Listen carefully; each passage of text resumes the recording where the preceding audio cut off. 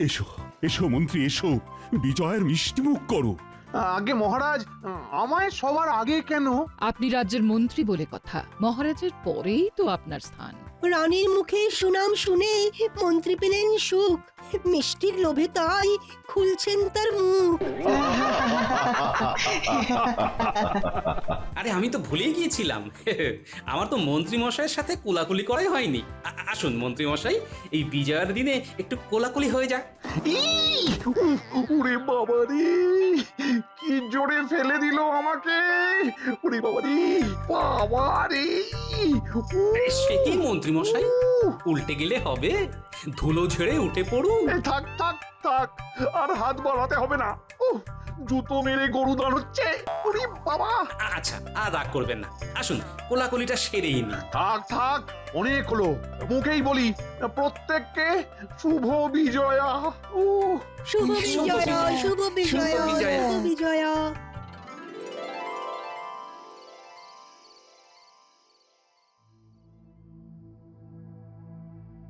কি গো গিন্নি, তোর মুখটা এমন ভার ভার কেন? ভালো লাগছে না। হ্যাঁ, ও বুঝেছি, পুজোতে মেয়েটা এবারে এখানে আসতে পারেনি বলে, তাই না? 3 মাস হয়ে গেল মেয়েটাকে দেখিনি। হ্যাঁ আর চিন্তা করো না, তোমায় তো চিঠিতে লিখেছে বিজয়ের পরেও আসছে। হ্যাঁ, কিন্তু কবে যে আসবে?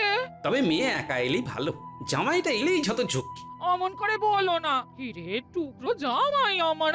সে কিসের টুকরো তা তো কেবল আমিই জানি গিন্নি। যাকে খেতে দাও, খেতে দাও। হ্যাঁ হ্যাঁ দি, এই অনেক রাত হলো, দিদি।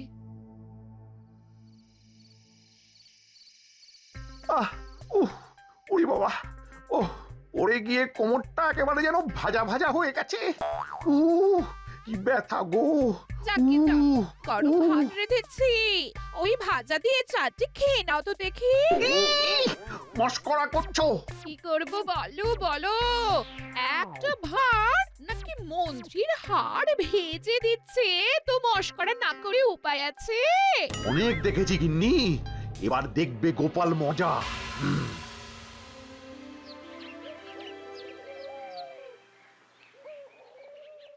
আমাদের ভোজন পর্ব তাহলে কবে শুরু হচ্ছে? আরে আরে, হবে হবে, খাওয়া দাওয়া আনন্দ সবই হবে, তবে তার আগে যে আসন্ন লক্ষ্মী পুজো আছে সে কথা সকলে ভুলে গেলে নাকি? না না, সে কি করে ভুলবো মহারাজ, রাজবাড়ির গোবিন্দভোগ চাল, সোনামুগ ডালের গরম ধোঁয়া ওঠা খিচুড়ি, সাথে ওই 5 মেশালি সবজির লাবড়া।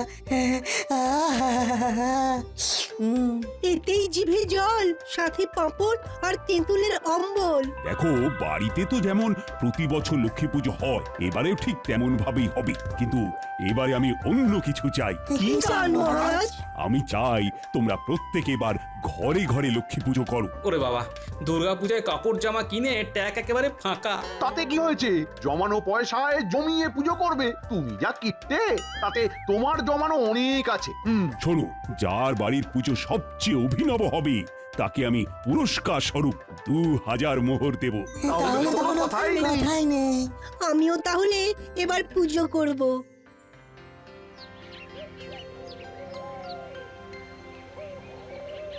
তাহলে তুমি ঠিকই করে নিয়েছো যে এই সামান্য ব্যাপারটার জন্য আমার উপরে রাগ করে থাকবে, আর কথাও বলবে না, তাই তো?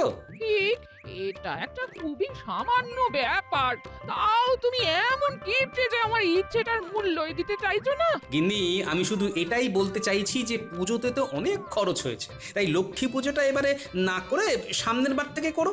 মাকে আমি স্বপ্নে দেখেছি, তাও তুমি অমন কথা বলছো? একটু নমনম করেও কি তুমি পুজোটা করতে পারবে না? গিন্নি, পুজো করতে হলে নমনামো কেন, ভালো করেই করবে। তবে এবারে যেহেতু ভেবেছি ঘরটাকে আর একটু বাড়াবো, তাই বলছিলাম সামনের বার থেকে পুজো করার কথা, কারণ সামনের বার এই বিপুল পরিমাণ খরচাটা হবে না। বুঝেছি বুঝেছি, তুমি হলে হাড় কিপটে একটা লোক, তোমাকে বলার থেকে কিছু না বলাই ভালো। হ্যাঁ, কি হলো এবার? ওদিকে মহারাজ, এদিকে গিন্নি, সবাই একসাথে লক্ষ্মী দেবীকে নিয়ে পড়লো কেন রে বাবা? উফ!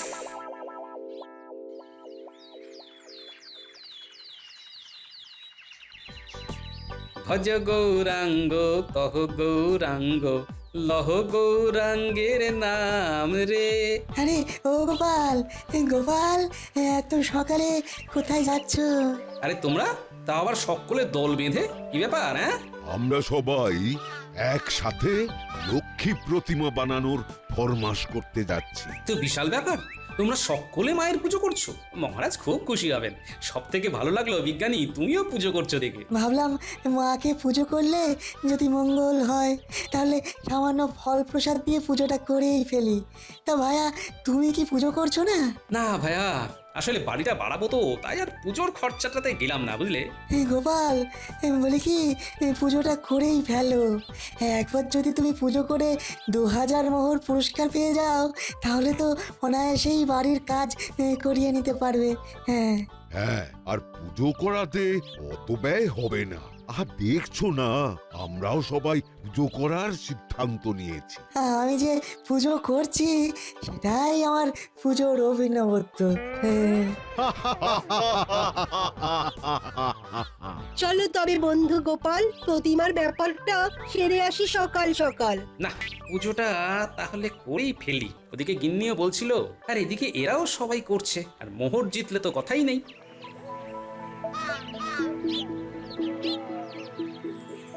আমায় একটা মাঝারি ধরনের লক্ষ্মী প্রতিমা গড়ে দিতে হবে, তোমার ওই বাম দিকের মাঝারি আয়তনের প্রতিমাটির মতো।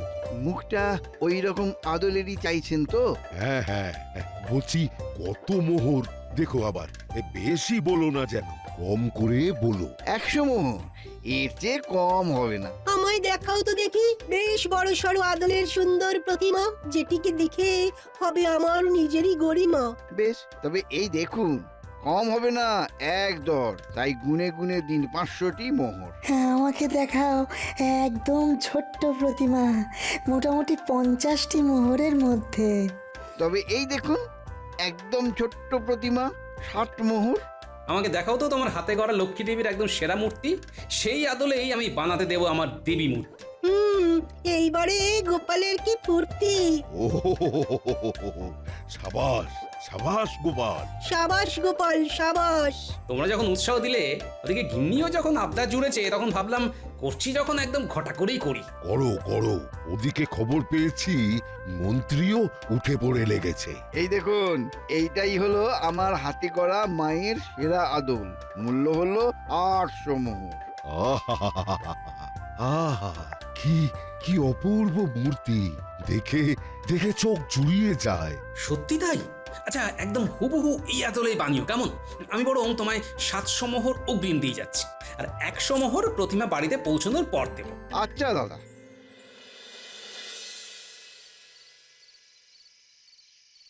গিন্নি, ও গিন্নি, আরে তুমি আর আমার উপর রাগ করে থাকতেই পারবে না। বাবা, বাবা শ্বশুর, বাবা ওরে বাবা, এসে গেছে ওষুধ। কিছু বললে বাবা? না, আর কিচ্ছু বলিনি।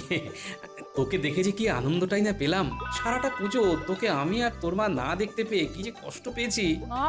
তুই তোর বাবাকে বলে দে আমার দুঃখ কষ্ট সম্পর্কে ওনাকে আর না ভাবলেও চলবে। হ্যাঁ, বাবা শ্বশুর, আমাকে দেখে বুঝি আপনি খুশি হননি?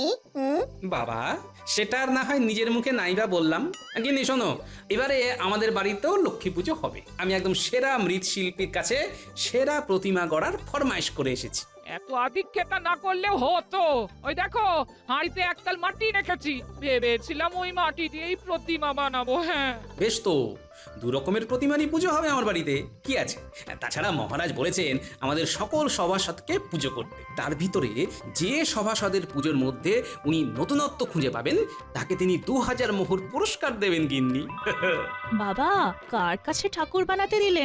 নিতাই শিল্পীর কাছে রে মা, কৃষ্ণনগরের সেরা মৃৎশিল্পী। বাবা, আমার না খিদে পেয়েছে, কিছু তেলে ভাজা আনার না? বাবা, তুমিও তো এবাড়ির জামাই, তাই বুড়ো শ্বশুরটাকে না খাটিয়ে তুমি নিজে গিয়েও তো তেলে ভাজা এনে আমাদের সকলকে খাওয়াতে পারো। নিজেকে এত দূর বয়ে আনলাম হলো না, আবার এখন তেলে ভাজা বয়ে আনতে হবে? ধুর, ভালো লাগে না। শুভ বিজয়া বাবা, এসো প্রণাম করি। আয় আয়, বুকে আয় মা, বুকে আয়। এই তেলে ভাজা আনতে গিয়ে কত দেরি হয়ে গেল, রাত হয়ে গেল। বাবা, হাট কি কম দূর? গিন্নি, ও গিন্নি, দরজা খোলো, আর দাঁড়াতে পারি না, আরে মাথা ঘুরছে গো, খোলো খোলো, দরজা খোলো গিন্নি। এই ওই লোকটা তো পড়ে যাচ্ছে দেখছি, মা যাই শিগগিরই ধরি। গিন্নি, তাড়াতাড়ি এসো, মাথা ঘুরে পড়ে যাচ্ছে গিন্নি। না না, আপনি পড়েননি, আমি ধরে নিয়েছি, ভয় নেই। এই কে বাবা তুমি? কে? আরে আরে, চেনা চেনা লাগছে তোমায়, তুমি কি? আরে মন্ত্রী মশাই, আসলে অন্ধকারে বুঝিনি, চেনা তো লাগবেই। আমি হলাম গোপালের জামাই। আসলে হাটের দিকে তেলে ভাজা কিনতে গিয়েছিলাম তো, এদিককার দোকানে পাইনি। ও ও, তাই বলি, তুমি ওই হতচ্ছাড়াটার জামাই। আমি গিয়েছিলাম বৈদ্যর বাড়িতে, তোমার শ্বশুর মশাই আমায় এমন ধাক্কা দিয়েছে যে সারা গায়ে পড়ে যাওয়ার ফলে অসহ্য ব্যথাও হয়েছে গো, অসহ্য ব্যথা। কি আর বলি, বাবা শ্বশুরটা ওরকমই। দেখুন না, আমি জামাই, এদিকে আমাকেই কিনা দোকানে পাঠিয়েছে। কি অবস্থা বলুন তো? ও, তা কতদিন আছো এখানে? শুনলাম বাবা শ্বশুর লক্ষ্মী পুজো করবেন, তাই ভাবছি কম করে মাসখানেক। কি কি বললে? গোপাল পুজো করবি? তাই কি শুনলাম, ঠাকুরও করতে দিয়ে এসেছেন। এই দাঁড়াও দাঁড়াও দাঁড়াও, ব্যাপারটা জানতে হবে আমায়। তবে তবে এখন হবে না, রাত হয়ে গিয়েছে। কালকে একবার সময় করে সকালের দিকে আমার বাড়ি এসো, বুঝলে? তোমার শ্বশুরকে জব্দ করব। হ্যাঁ, ওনাকে জব্দ করতে আমি এক পায়ে রাজি। চলে আসবো। তা আপনি এখন ঠিক আছেন তো? হ্যাঁ হ্যাঁ, এখন এখন ঠিক আছি। তখন তখন একটু মাথাটা ঘুরে গেছিল। এখন এখন যাও, হ্যাঁ, কালকে দেখা হচ্ছে তাহলে। হ্যাঁ, কালকে। তাহলে বাবা, তুমি বলছো নিতাই পোটোর হাতে গড়া প্রতিমাই সেরা? হ্যাঁ মা, আমার যে কি আনন্দ হচ্ছে। আমার ঘরে লক্ষ্মী পুজোর সময় জীবন্ত এবং মাটির দুই প্রতিমাই থাকবে, আর তার সাথে তোর মা মানে আমার সংসারের অন্নপূর্ণা উপস্থিত থাকবে। আর বাবা, আপনি আপনার বাবার জীবনের কথা বেমালুম ভুলে গেলেন। ও, তুমি এসে গেছো? তাই তো দেরি হলো কেন বাবা? হাটে গিয়েছিলাম, এখানকার দোকানে তেল ভাজা পাইনি যে। আহা বাছা, এই খুব কষ্ট হলো বলো। আরে তাই একটু হলো বই কি শাশুড়ি মা, তবে ভালো মন্দ পেটে পড়লে সব ক্লান্তি জুড়িয়ে যাবে। এই যে, এই বলি কালকে ভালো পরিমাণে পাঁঠার মাংস, কাতলা আর ইলিশ মাছ এনে রেখো, বাবা জীবনকে রেঁধে খাওয়াবো। হ্যাঁ, চিন্তা নেই, সব এনে দেবো।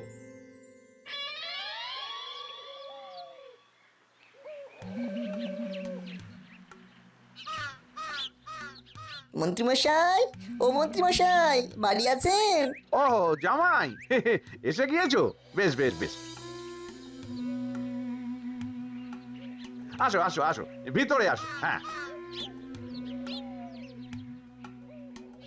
হ্যাঁ, বলো বলো, কি খবর বলো। আগে বাবা শ্বশুর পুজো করছেন, আর নিতাই নামে কোন এক পটো আছে নাকি এই গ্রামে, তার কাছে ঠাকুর করার ফরমাইশ করে এসেছেন। নিতাই পোটোর কাছে? সে কি? সে তো ওই কৃষ্ণনগরের সব থেকে সেরা প্রতিমা শিল্পী। বেশ বেশ বেশ, তাহলে তাহলে এক্ষুনি যেতে হচ্ছে তার কাছে। গোপালকে কিছুতেই তার হাতে গড়া প্রতিমা বাড়িতে নিয়ে যেতে দেওয়া যাবে না।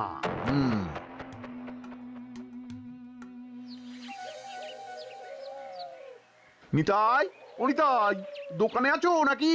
নিতাই। আগে কে? ও মন্ত্রী মশাই, আপনি এখন এখানে যে, কি ব্যাপার? ভনিতা না করে সোজা কথায় আসি। গোপাল কোন লক্ষ্মী প্রতিমা নির্বাচন করেছে, আর সেটির দক্ষিণা কত? আগে গোপাল দাদা এই প্রতিমার আদলে মূর্তি করার আদেশ দিয়ে গেছেন। এইটির দক্ষিণা হলো 800 মোহর, উনি 700 মোহর অগ্রিম দিয়ে গেছেন। বেশ বেশ বেশ, আমি তাহলে আরো 50 মোহর অতিরিক্ত দিচ্ছি, ঠিক আছে? নতুন প্রতিমা গড়া হলে সেইটা যেন গোপালের বাড়ির বদলে আমার বাড়ি পৌঁছায়, কেমন? না না না, এই অন্যায় আমি করতে পারবো না। না, অত কথা আমি শুনতে চাই না নিতাই। তুমি যদি নিজের 12টা না বাজাতে চাও, তাহলে আমার কথা মতো কাজ করো। মনে রেখো, বাঙালির পুজো কিন্তু সারা বছর লেগেই থাকে। বুঝে গেছি বুঝে গেছি, প্রতিমা সম্পূর্ণরূপে তৈরি হলে আপনার বাড়িতেই পৌঁছে যাবে মন্ত্রী মশাই। এই নাও মোহরের থলি। আজ তাহলে আসি।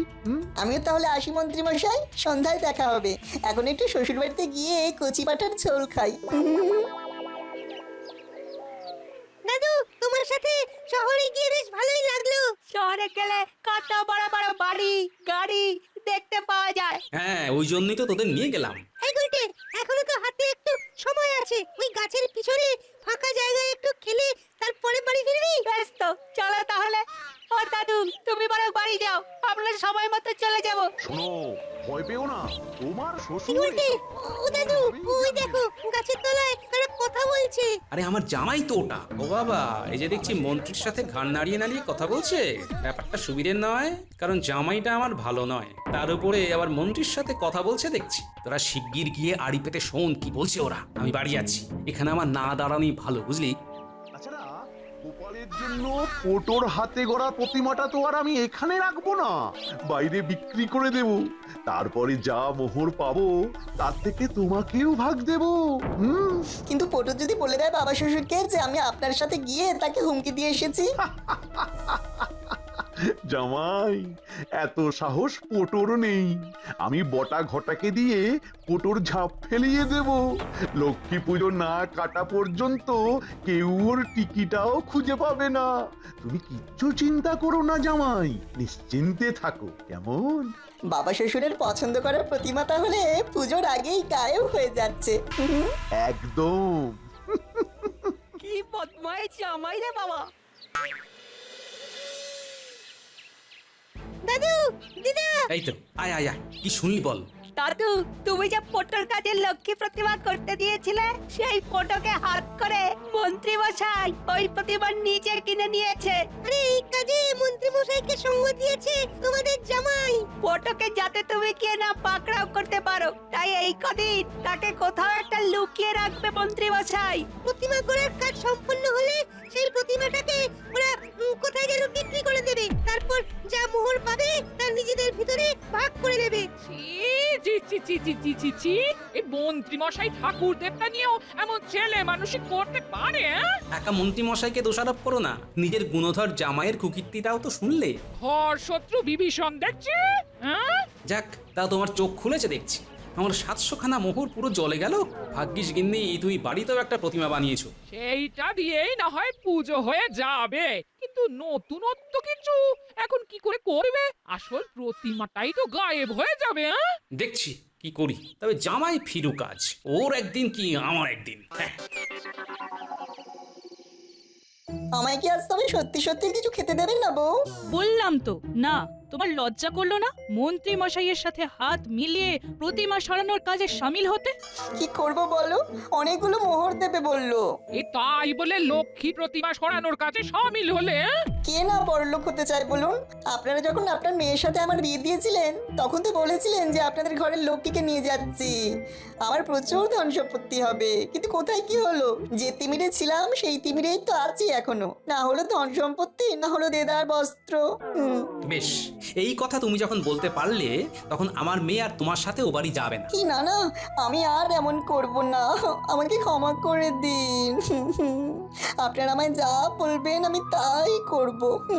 বেশ, তবে আজ থেকে একদম লক্ষ্মী পুজোর পরের দিন পর্যন্ত ঘরের যাবতীয় কাজ, এমনকি পুজোর জোগাড় যন্ত্র করা সব তুমি করবে। আমরা এই কদিন বিশ্রাম নেব। হ্যাঁ, পায়ের ওপর পা তুলে। হ্যাঁ, সম্পত্তি, বস্ত্র, এগুলোই হবে আমার পুজোর নতুনত্ব।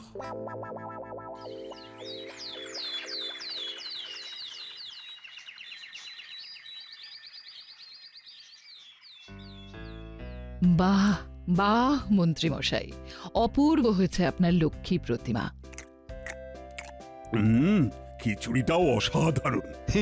মহারাজ, তাহলে এখনো পর্যন্ত সবার থেকে আমি এগিয়ে তো মহারাজ? এগোনো পেছনোর ব্যাপারটা মাথা থেকে ঝেড়ে ফেলুন মন্ত্রী মশাই। এটাই ভাবুন যে আপনারা কি সুন্দর আমাদের এক কথাতে কেমন পুজো করলেন। চলুন তাহলে সবাই এবারে গোপালের বাড়ি যাই।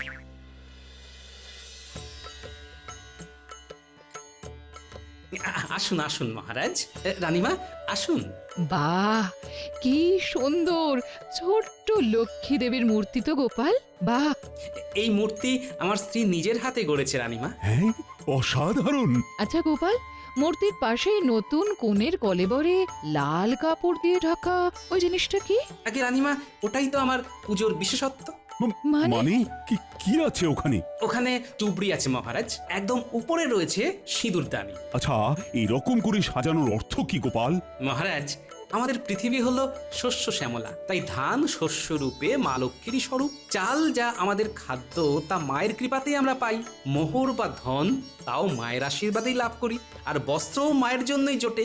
সুতরাং মায়ের পুজোতে তাই আমাদের জীবনের এই 4টে অপরিহার্য জিনিসকে আমি একসাথে সাজিয়ে রেখেছি মহারাজ। অপূর্ব অপূর্ব। অপূর্ব।